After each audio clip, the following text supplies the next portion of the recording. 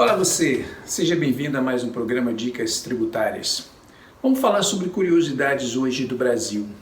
Você sabia que até 1986 as empresas fechavam os seus balanços em meses diferentes de dezembro? Em janeiro, fevereiro, março, abril, qualquer mês de dezembro? Isso porque a legislação societária, ela diz que o balanço das empresas, o exercício fiscal, pode ser encerrado em qualquer mês do ano, mas ele tem que ter uma duração de 12 meses. Então, até 1986, as empresas que tinham diversas empresas dentro do mesmo grupo, elas fechavam balanços em meses diferentes. Então, através de operações entre as empresas, operações intercompanhias, elas transferiam esses lucros de uma empresa para outra. Então, a que fechava o balanço em janeiro, antes de fechar o balanço, ela transferiu o lucro para de fevereiro para março e por aí vai, depois voltava tudo para de janeiro de novo. O fisco não podia fazer nada em relação a isso, porque era uma determinação legal. Então, quando em dezembro de 1986 foi publicada a Lei 7.450. E essa lei, para ela não interferir na legislação societária, ela falou o seguinte: olha, você pode fechar balanço em qualquer mês do ano, mas para fins tributários você vai ter que fechar um balanço em dezembro. O período de tributação, o período de apuração vai ser compreendido entre janeiro e dezembro de cada ano. E você fecha quando você quiser.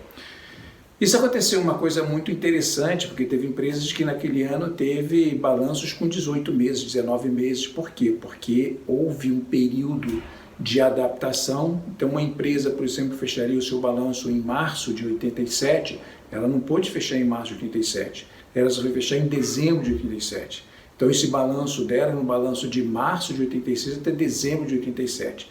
Então, com isso, o fisco acabou com essa brincadeira. Então, essa foi uma das situações curiosas que aconteceu na época. Bom, isso também encerra, na minha visão, uma das injustiças tributárias que nós temos. Vamos só pensar no seguinte: imagina que você é um empresário, você tem aí 2 milhões de reais. E você pegou esses 2 milhões de reais e dividiu ele em 4 empresas.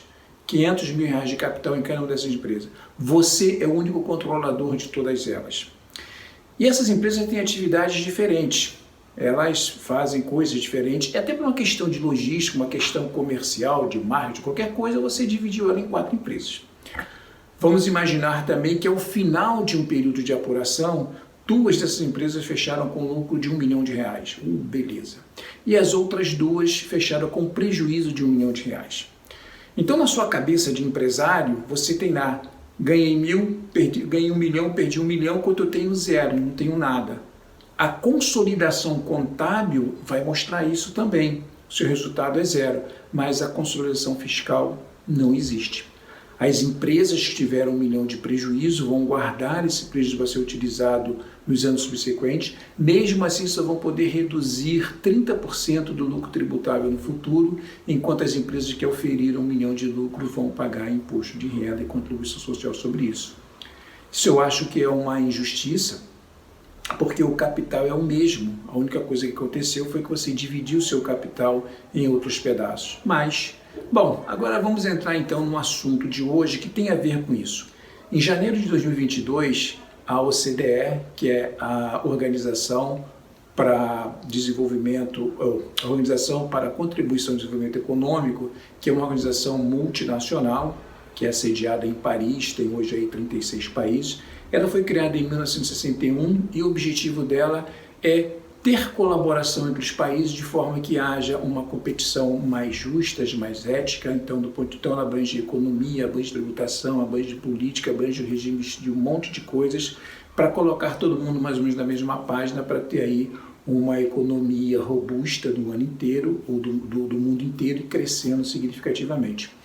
O Brasil, ele foi um parceiro, ele é um parceiro da OCDE há muito tempo, mas ele não faz parte da OCDE. Então, em janeiro desse ano, a OCDE abriu a possibilidade do Brasil também entrar e começou-se as discussões, as negociações. Em junho desse ano de 2022, a OCDE colocou uma série de requisitos que o Brasil tem que cumprir. O Brasil vem cumprindo esses requisitos, mas tem muita coisa para fazer ainda, porque a gente está falando aí de mais de 260 e poucos regulamentos regulatórios que a OCDE tem, e o Brasil até agora cumpriu um pouco mais de 100. Um deles justamente é aquele que fala sobre a conversa que a gente começou no início sobre preços de transferência.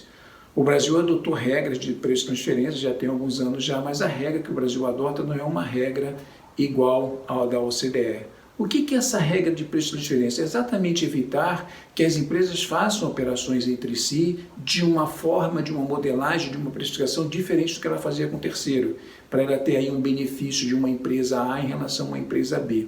Então, o transfer pricing, como é conhecido internacionalmente, ele cumpre o objetivo de eliminar esse tipo de situação. Então, o Brasil está revendo, o Brasil agora no dia 12 de abril desse ano, 2022, o Brasil já encaminhou para a OCDE aquilo que ele entende como ser a adaptação à tributação brasileira a esse regime de transfer price. Esse regime ele tem basicamente 5 elementos no qual ele se baseia. O maior deles, o mais importante deles é o arm's length, que é uma expressão em inglês para dizer que a operação ela é feita de uma forma, da mesma forma que seria feita com o terceiro. O Brasil também tem isso, mas o Brasil tem uma regulação para transações entre partes relacionadas. O arm's length é um pouco mais amplo do que isso.